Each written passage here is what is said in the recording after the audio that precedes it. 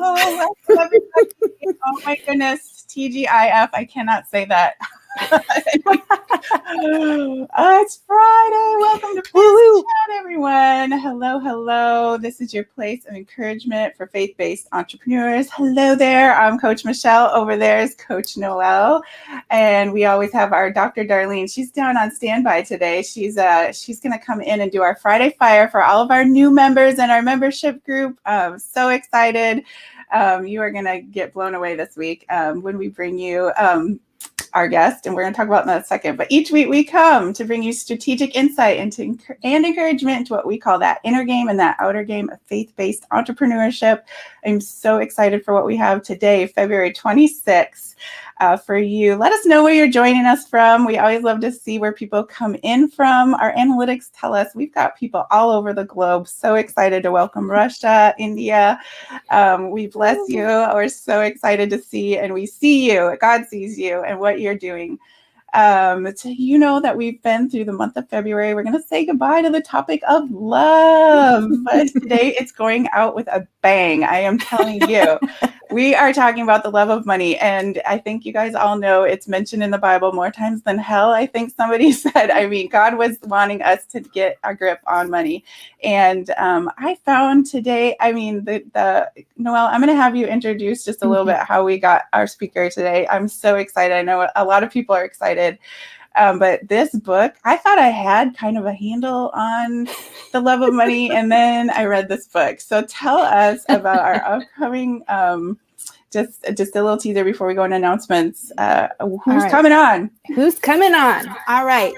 We are having Sephen DiSilva today, and I'm hearing a big time echo. Are you guys hearing that?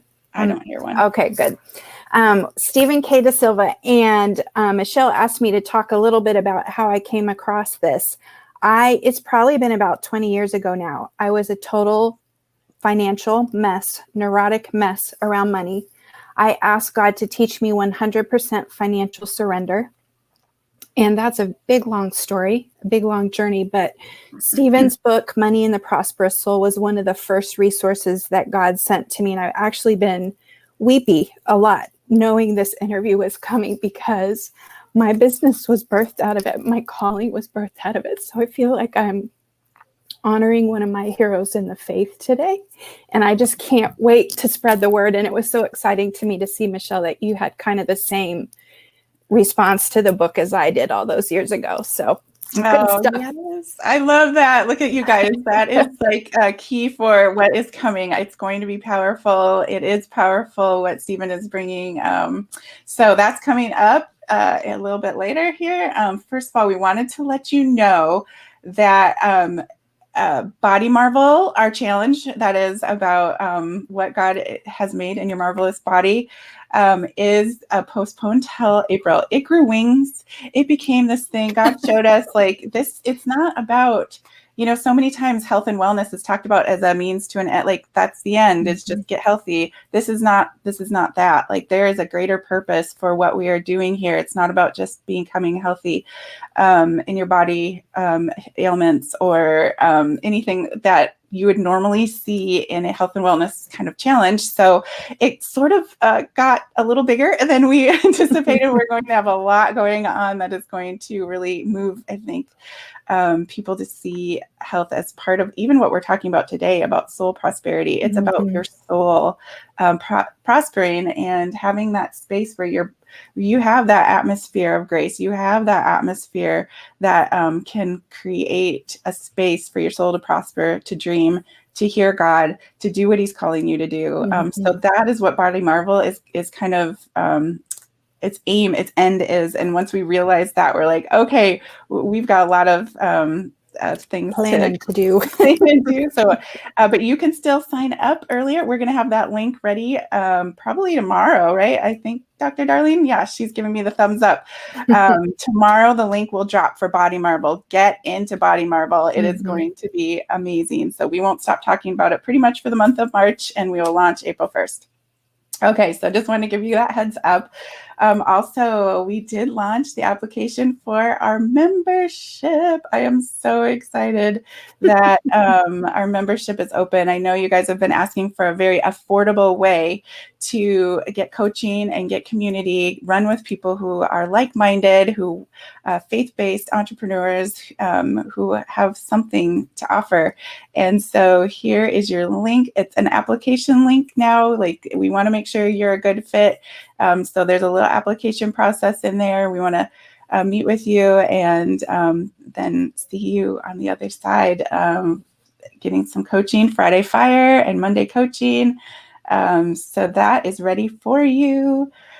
Whew. Okay. I know that we normally do a little bit of our highs and lows of the week, and I have a little girl time, but we have so much to accomplish, and we really want to honor our guests.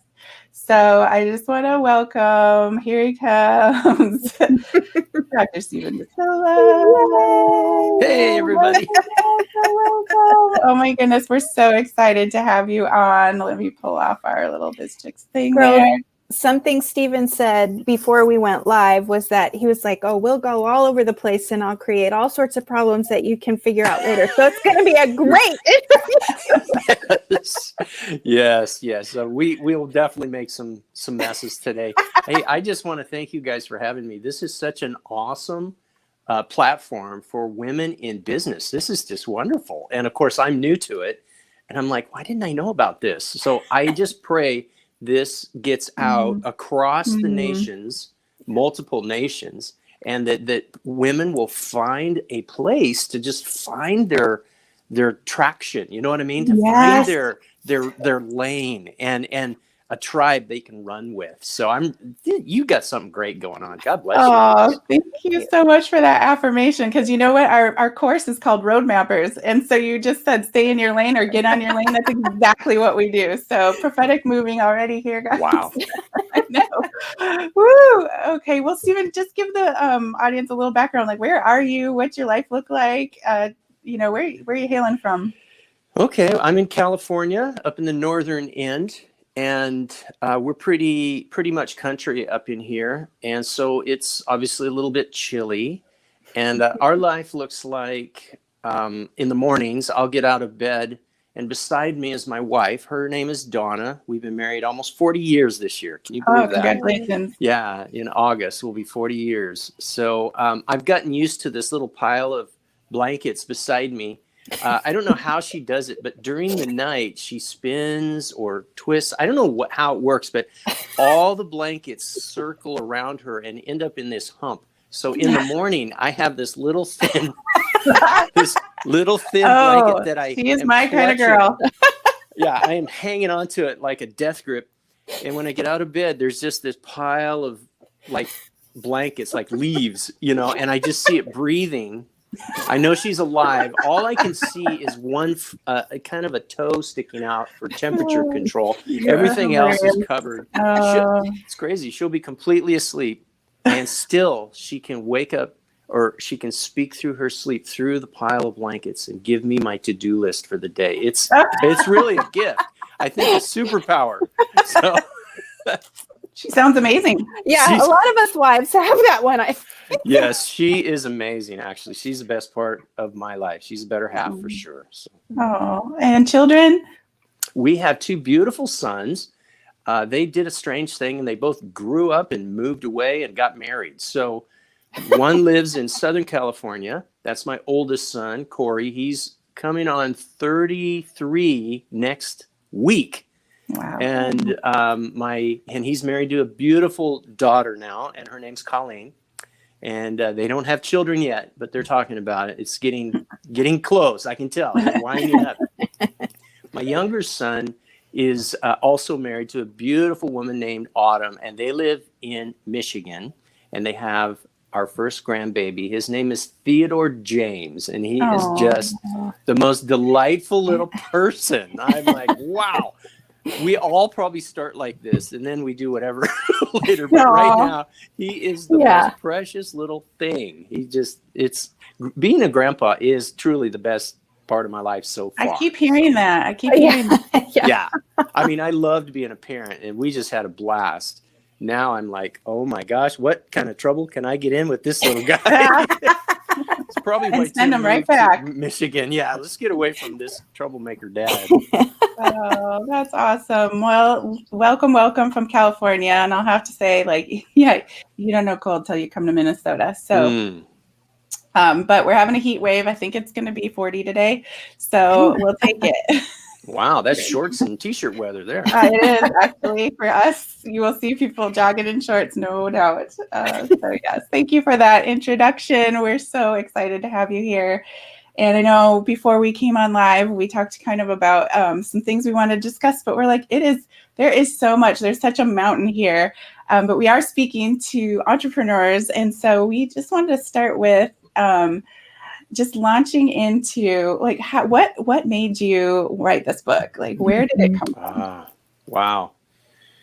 Well, I think I wrote this book because something was brewing inside of me. I found myself in a strange season or strange circumstance. So I was a CPA, and I'd been working in accounting. I'd been obviously trained in money and finances and just how to read business reports and what to do with business. And then I started a career in a small church that was growing explosively. It grew around 4,000% growth over the years that I was there. We went from, I think it was 35 employees to around 500 by the time I left. I was there for 21 years, and I found myself as the financial pastor. So I had this technical training, and now this pastoral training. And now I put these together, and I realized one day that that most financial problems that people wrestle with are skills based, but skills will never overcome belief systems. Mm-hmm. And I realized, that's the missing piece in financial ministry or just economics. And business people are learning skills and building skills, which are essential, but skills will always submit to a person's belief system. So if you want to get over hurdles, I mean, that works great when you don't have a lie operating down inside of your engine room, right? And people can be very successful that way until they reach a wall or a ceiling. It depends on how a person perceives it. For me, it was a ceiling, and I realized the only way to break through my ceiling was to change an operating system that was just faulty. And so that's what was emerging in my small groups, and I was running a small class and just beginning to put together the basics of what I called prosperous soul. And then it was developed enough that I wrote my first version, which was horrible, but I wrote my first version of Money and the Prosperous Soul, and that's what we're developing today. And so I'm really excited to dive in and talk about different parts of it. Yeah, I would love to know what the ceilings and mindsets were that were really driving you to really say, this is what's holding people back from a prosperous soul, and maybe define prosperous soul for us, like where that came from. I know there's a scripture verse that God talks about, so maybe that's where it came from. So let us know where this whole idea of prosperous soul. Okay, yeah, I'd love to. So at the risk of over teaching and over going too far, I'm a teacher, so I just get all giddy when I get asked a question. I have what the guests call the finger, like when I need to interject. That's the magic finger? Yeah. Okay, make sure it's that finger, and I'll be watching you. Yes. No, prosperous soul, that phrase is lifted out of a verse in 3 John, chapter 1, verse 2. In it, that author is saying, beloved, I pray in all respects that you would prosper and be in good health. So he's referring these two really important ideas, that you would prosper. That means biblically, that means a good road, that you guys would not just have success, but you would lifetime succeed. Does that make sense? Mm-hmm. And be in good health. In other words, there's healing, which, our community really believes that when people are sick, we need to pray for them and heal them and see God heal them. but there's something better than that, and that is divine health. So you have these two massive ideas that you would prosper and be in good health, even as your soul prospers. So I began to say and think, wow, I wonder if the prosperous soul, whatever that is like the source or the artesian well for some really big things in my life that I want. And, for myself, for my family, for my company, for at that time, for my church, for my sons. Yeah. So I began to study the prosperous soul, and I found a really cool thing. There's lots of talk in my head about the heart and the soul and what are all of these things. And what I finally concluded, I found it in Hebrew writings. So really smart guys and gals, these Hebrews, they've been talking, and these are what we would call rabbis. So this is a Jewish teacher, but they are based in the Hebrew culture. So these really smart people came to this conclusion that the heart of man, that's like the thing that drives us, where our emotions are, our will, our desire, our dreams, all these big things living down in here are combined by two parts, the soul and the spirit. So what a prosperous soul is where these two things, the soul and the spirit, overlap. So if you imagine Olympic rings, the soul is the mind, the will, and emotion. That's what we've learned and grown and become since we were born. And the spirit, that's like the part of us that reaches for something greater than ourselves. That's our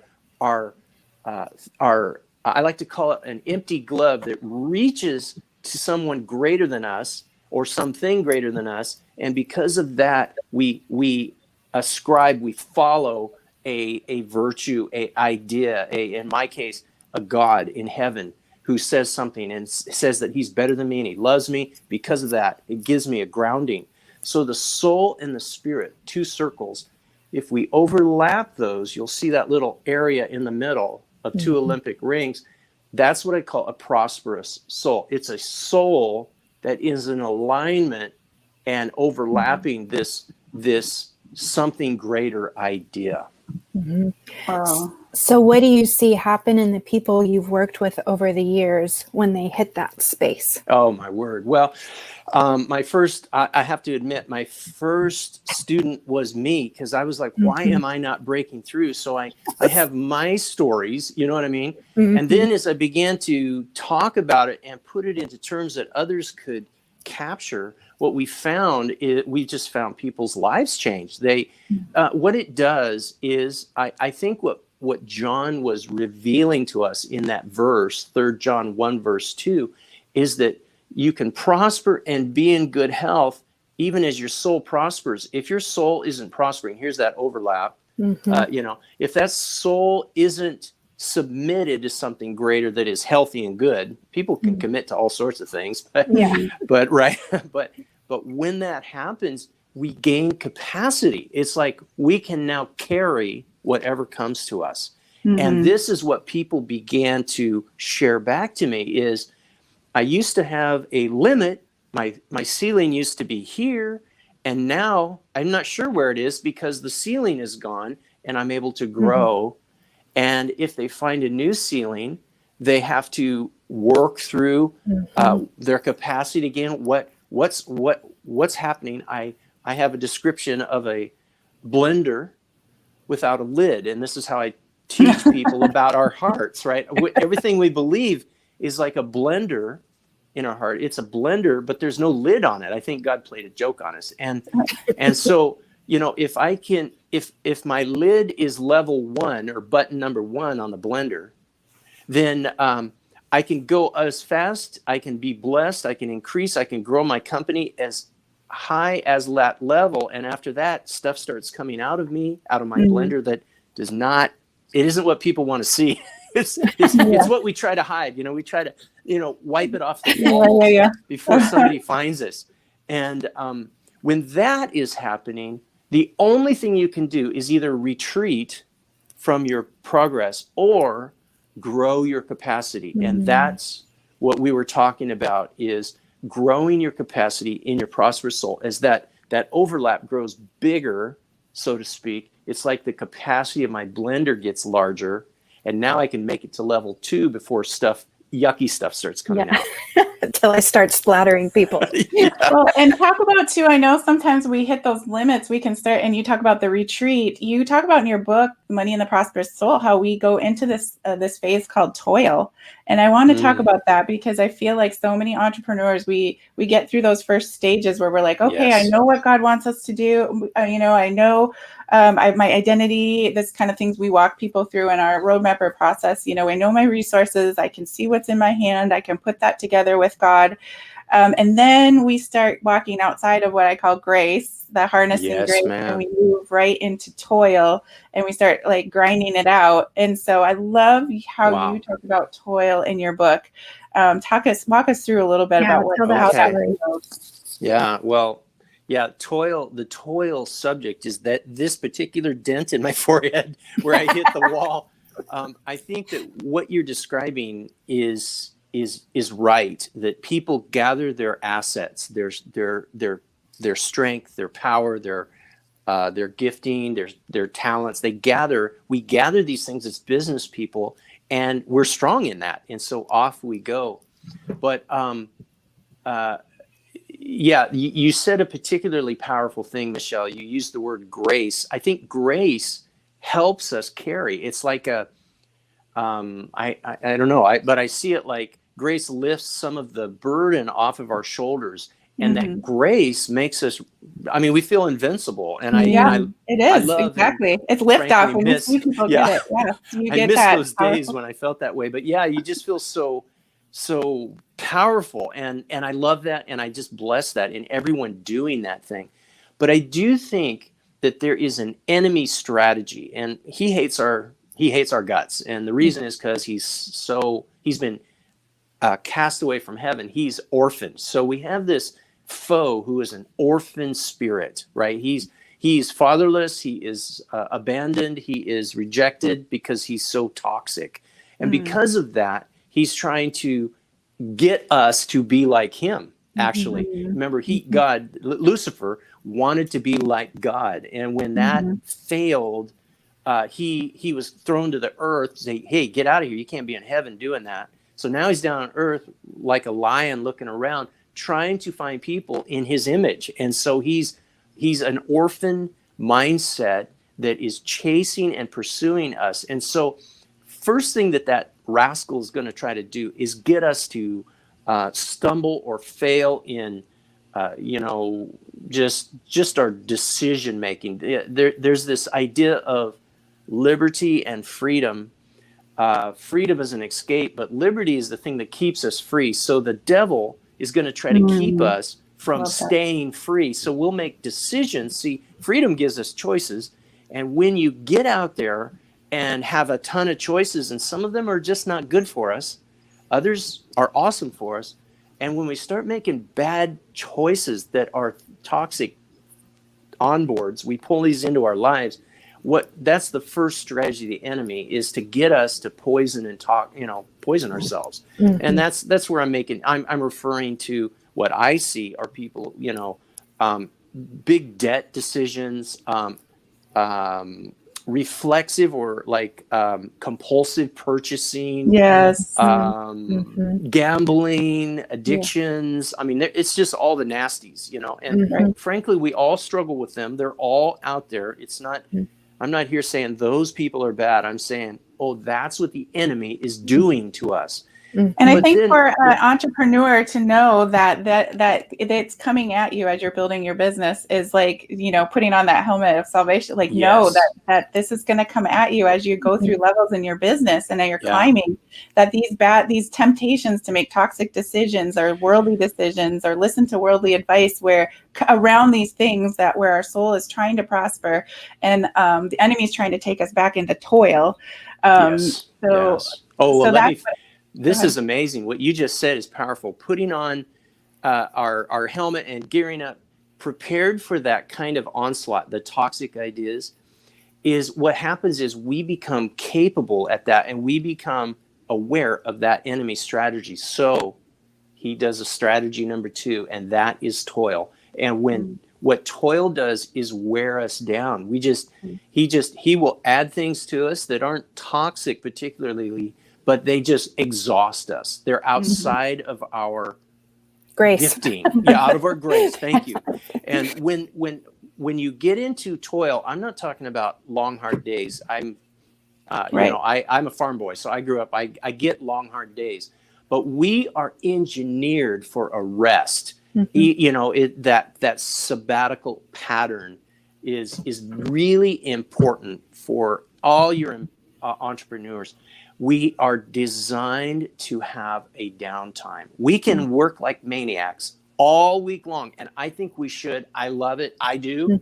But I have learned a really hard lesson that if you do not respect a downtime, a way, and now the Jewish model is a 24-hour period, starts at 7 p.m. on a Friday and goes till the same 6 or 5 based on sundown on the next day, Saturday. But I'm not trying to build laws or get underneath all that stuff. I'm just saying those dudes have been around and doing business a lot longer than us, and there's some wisdom in there, That's a good point. And so I refer to the bump on my head. Oh Lord, I had a business, CPA practice. I was the CFO of Bethel Church. It was growing, like I said, from 30 people to 500. It was just, and I was a father. I had 2 children. I was married. I was pastoring people, running small groups. I was a out of control maniac. And I began to realize one day, I feel dead inside. But I did this privately. On the outside, I'm succeeding. I'm productive. Things are working. It's literally, I have success around me. If someone were saying, Steve, is your life working? So yeah, my business is thriving. I mean, it was just growing about 20% a year. It was crazy. But when I was alone, I had to just kind of, God, I feel like a zombie, man. I'm not finding that. There's this verse, John 10, verse 10, that Jesus came to give us life and life abundantly beyond what we can ask or imagine. And I'm just like, I can't tell anyone, but I feel like this is terrible. I feel alone. I feel dead. I feel like a zombie, just rocking. I want to read what you put in your book, because I thought it was so powerful. You said, toil is an oppressive spiritual force that, among other things, separates work from its spiritual purpose and drives away the other vital activities that are necessary for maintaining a connection with God. Yeah. I just thought, whenever it becomes something where you're no longer able to maintain it, the purpose of it, like the purpose that we are is so our soul prospers, right? We have our dreams, we're living out the dream. But when all of a sudden that gets separated and we're just over here toiling and we're no longer connecting with God and we're no longer serving people out of a dream to serve people and not serve money, we're back over here under toil. And toil is pulling us away from God and pulling us into that serving money versus serving people. Like, I just thought that was so powerful, the way you put that in the book. Thank you. Yeah. What that looked like in my life is people would come to me and, try to encourage me. Like, Steve, you know what? You're doing such a good job. And you know what? I'm going to tell 10 more people about you. In I wanted to punch him in the nose. I'm like, what is wrong with me? Because that's not me. But I couldn't absorb any more good news. It was the weirdest circumstance. It was like I was so exhausted that any progress, improvement, increase, shut up. Everybody stop. Get in your corners. And I just leave me alone. And when I realized that that's not me, what's going on? And that's when I realized I'm so dead inside. In fact, one day my wife, when this came to a head, my wife said something. We're out in the front yard gardening. I can picture it. We were out there gardening away. And I was at the kitchen sink. I remember I was at the kitchen sink and she said something that was kind of hurtful. And that happens sometimes. We say things back and forth. But when it hit me, when it was like a spear got me. It was like she threw this little javelin and it went into me and it didn't hurt. Mm-hmm. And I turned around and I said, you know what? There's something wrong because I can't even react to that. I'm so shut down. I'm in such survival mode. I should give context. I was doing 7-day weeks for like 7 years at this point. I was doing like 80 hours was a easy week for me. I was working my full head off and I was so dried. Well, I began to institute a sabbatical. And if we have time, I would explain why. But what I did is I learned I need 1 day to rest body, soul, and spirit. I have to rest body, soul, spirit. I've been getting body rest. I sleep great at night. I fall into bed and I'm gone in 5 minutes, 2 minutes.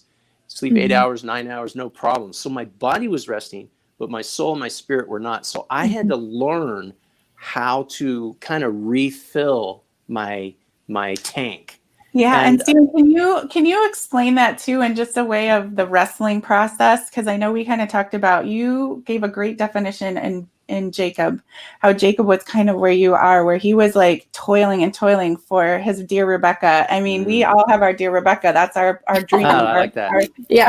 Our the dream God put inside of us, and we're we're kind of like, okay, God, I can do this. I can do this for a season of time. I can serve, and I can grind, kind of not grind it out. We don't want to grind it out, but you can have the grace to serve for a certain amount of time, absolutely. and then you hit this point where I love how you described what Jacob. I've never heard anybody explain the wrestling of Jacob, what he was actually wrestling out when you put that in the book. Can you kind of walk us through what Jacob wrestled out, what you wrestled out as you were going through this season? Well, that particular story about Jacob is powerful because Jacob is one of the people we see renamed in Scripture. So he's this, to our day, he's this patriarch. He's this Jewish patriarch that's written about, and he's a very interesting character. But if you put yourself back in the time, he was his name Jacob meant heel catcher. It meant he was a tripper. He was a trickster. He was just a kind of a scandal guy. I started to say scandal, but is that you can that's say probably a Hebrew. It's a Latin term. It means he was just a little questionable. Yeah, gotcha. Advanced Latin there. Sorry guys, but yeah, he was kind of a scoundrel, and the reason he was that way is because he was orphan-minded. Okay, what was going on is he. When we see this wrestling match, what was happening is he was fighting for his identity, his "Who am I?" question, and that is such a gigantic subject. I believe I talked a moment ago about capacity. I believe capacity is what God gives us in the form of a triangle. I'm jumping around, but bear with me. There is a triangle we all operate under in the subject of capacity. The triangle is identity, protection, and provision, the three sides of a triangle. Those three sides in place make the triangle the strongest geometric shape. It can't, nothing carries better than those three in place. What we see is Jacob recognizing he had a problem with his identity. He was wanting a new name. So the story's profound. He wrestles with God, basically. He's saying, I want a new name. Who am I? Who am I? Who am I? And he was fighting over that bottom side of the triangle. I need to know, I need a better identity. This isn't what I have. Is I'm a scandal butt. I don't want to be a scandal. What am I? And the story goes that this angel came and Jacob contended with it, and this angel, obviously we can't defeat an angel. This Jacob persists and wins, but limps away. So he injures him. The angel injures him, but in Jacob's walking away, in his injury, in his success, he gets a new name, Israel. Okay, and Israel gosh, the name of what Israel means escapes me, but you can read about it in the book. It's dropped out of my head here. It's this idea. Well, I have it right here. Let me grab It it. means God strives. I have it in your book. There it is. Yes, thank you. Thank you. Yeah, that's what I said. Yeah. Yeah, I think that we're talking about toil. We're talking about, a lot of different things, but I really think all capacity. So we're talking to entrepreneurs, women who have huge capacity, and they're able to step into building businesses, probably running families, or at least raising children. They've got all these dynamics going on around them. What I think the primary principle thing to do is build our identity, clearly understand the answer to the question, who am I? If we figure that out, it is one of the keys, the bottom triangle, it's one of the keys, the foundation to capacity. Think about, this is amazing. Well, I think it's amazing. Do you know that I do the too. triangle is the most stable symbol, right? You can't tip it over because it's so stable. In the Jewish mind, in their teaching, the triangle symbolizes 3 corners, 3 points. The top point is God, superior. The 2 bottom points mean all of creation and humanity. They see us as a separate thing. That's a triangle, the most stable. In other words, God's rules always are on top. They also associate an upside down triangle, and God is at the bottom, and creation and humanity at the top. So imagine 2 triangles, one most stable, things that never change, and things that are completely unstable, always changing, confusing, and that also is pointed with God at the peak at that point. What's crazy, if you put those 2 symbols together and look at the Jewish flag, you see the Star of David. That's why their symbol is the Star of David. It's because they acknowledge the stable absolutes in God and the crazy, unstable, changing things all the time in God. And all of that is contained in their worldview. This is so different than our Western culture. Yeah. I mean, if That's we heavy. build theologies around God loves me when everything's working right and things are stable, this Hebrew mindset says, well, actually, no, sometimes life doesn't make sense. COVID-19, just these crazy things going on around us, breakups and heartaches and just all the tough stuff. But God is in all of it, and it will serve us well, even in our businesses, maybe especially in our businesses, to recognize God's in all of that. And what we need to build in capacity has to be the ability to carry both the crazy town stuff and the boring, patterned, unchanging, those, how many days do we get out of bed and we're just like, I got to do this again? Where's the lights and the hairdos? And I don't know. I don't spend a lot of time. But I love that, Stephen, because I feel like you just said, like, this is what Jacob was wrestling for. He was wrestling for this, for all of us. Like the new Israeli, like that was his new name. And that is what we all come under. And I love how you said, the hope deferred makes the heart sick. And when we get in that stable place and hope is on a teeter-totter, like we come back to that foundation. And that is where we sit in a solid place in our identity, in the protection, and in the provision of God, the grace of God. Like it all does come together. And that is where we want to build businesses out of, because we know that the ride of an entrepreneur can be up and down. And we don't want you to get down here and start to toil and serve money, and versus be, on the upswing where we understand that there is stability and that we're not going to create a theology out of the craziness that we know God. Right. That's a good point. We build it on both ends of that spectrum, don't we? In the stability, that means God's blessing me. We also sometimes build kind of bad theology around it's always crazy. Things will always go bad. it's going too well, something's bound to fail, that whole theology. In fact, this almost the bad examples of those, the bad versions of theology or mindsets that we build are what we call poverty and mammon. And this is another subject in the book. Poverty and mammon, I believe, are mindsets, not devils. And I could be wrong. Some people teach that there's a devil of poverty and a devil or a demon of mammon. I don't think that. I think they are mindsets that are opposites. One is excess and excessive. That's the mammon. It's entitlement. It's puffing you up. It's pride. It's those things that we kind of don't like, and yet they kind of get in us. And the other side is poverty, and that says you're a piece of junk. You're a scandal butt. You're awful. You know what I mean? It's and it never tears you down, abandoned. holds you. Yeah. And the fingerprints of these are easily identified.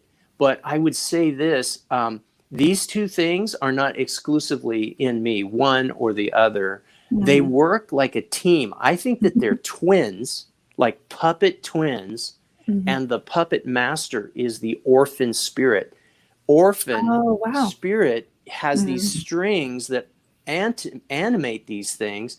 And we down here in the church, if you can picture these two puppets, and there's strings going up to the orphan spirit, and down here is us, our business people, and we're moving back and forth, trying to find a balance point between these two rotten alternatives. But that's all the devil cares about, is to keep us in between. What we need to do is cut the strings. How do you cut the orphan strings? Identity. Yeah. Okay. So this is so good. Stuff cycles around. Yeah. It's all there, but our culture, we don't really talk about it. And business people, I think you're an exception, but business people don't talk about it because we're by nature competing for this idea of limited cash or limited sales, right? If I take sales, you don't get them. But all of that is a Western mindset that is not true. It's just not there. And so as we grow this idea, our capacity grows and grows and grows and grows. And that's how you find these amazing women and men, business people that build these incredible empires. It's amazing. Their capacity is stunning. But we can all do it, but we have to get there through capacity. It's a matter of building our protection, provision, and identity. Where do we do that? Well, we got to cut the strings. That gets our identity. We have to answer these questions. Who am I? Why am I? And what do I see? So good. So good. Love that. And what identity is one of the pillars in our roadmapper process very early on. We want people to get their identity nailed down. Because some of us spent years spinning and trying to figure stuff out. And when you get that foundational piece, like, you don't need another guru. You need to get that foundational piece. That's right. Right. We don't need somebody constantly. That bugs me when we build these patterns where you have to go back to the mirror. Who am I again? Oh, yeah. And I go do stuff. Wait, who am I?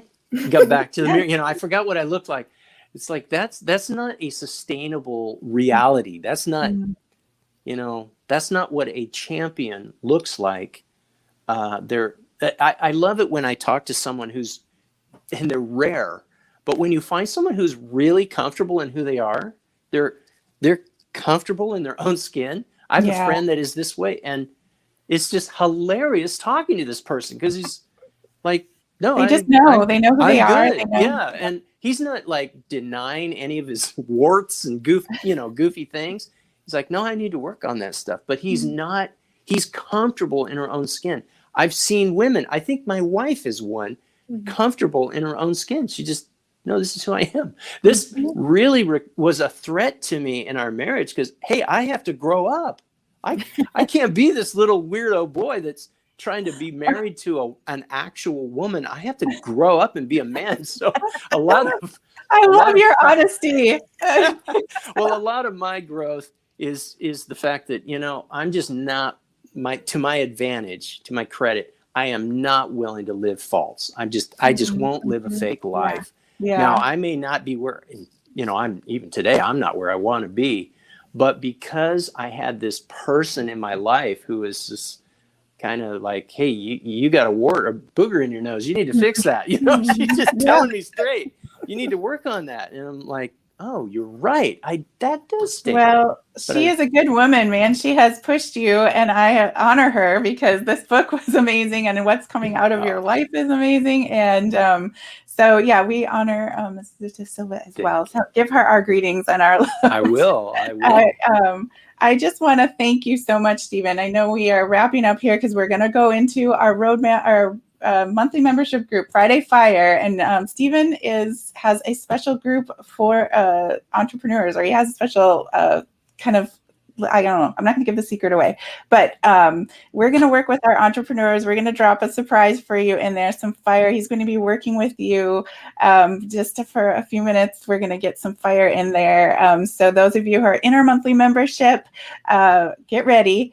And but Stephen, you have helped us really create that atmosphere, or I hope, given people hope that they can create an atmosphere where they do not have to toil. They get to soul prosper. And yeah, it may come, here and here, but we're through our work with identity and knowing who we are and whose we are, cutting those puppet master strings, we can get to the place where we're running our businesses in a place of rest and grace and not toil, and our soul is prospering. And that is why we created Faith Over Fear Biz Chicks. And you kind of I was like, wow, that's why we created this. We want women's soul to prosper because their dreams and their capacity is expanding to carry what God has put inside of them. So thank you for giving more clarity to that. I hope people go pick up your book. I know that we have, I think, put a link in the chat. The chat is the link, but I did want to say it out loud. I think it is, Noelle, you have it there. StephenKDiSilva.com/free. There's a free resource for you girls. Resources there, and some entrepreneurial resources at it's in the store. It's in the store. Yeah. Mm-hmm. Yeah. So those are the kind of the things we'll be going over with our members. Stephen, thank you so much. Can we close with a blessing for Stephen? Absolutely. All right. God, I just want to thank you so much. This interview is a part of the abundant life that you promised all those years ago when I was struggling so desperately.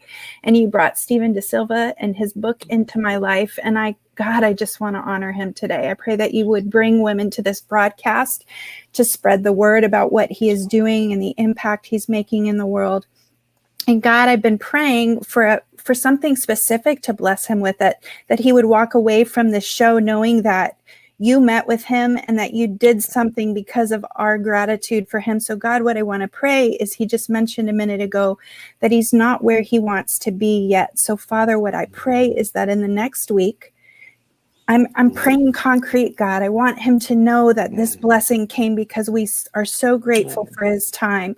I pray within the next week, God, that you would do something supernatural to launch him and build his capacity, that he would step into the next step of where he wants to be and where you created him to be, God. I thank you for his father spirit. I thank you for what he fought through in order to write that book that has changed and altered the path of my life and many others. So God, bless him. Thank you for this time with him this morning.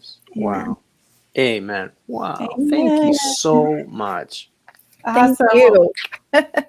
All right, everybody. We hope you enjoyed this broadcast as much as we did. And we're so grateful, Stephen, that you were able to make it on. We're just so grateful. Next week, guys, we also have on a big giant, Leif Hetland. Leif Hetland is going to be here. I always trip over his name. You know, never say his name right. We can't even believe we got him live. He is.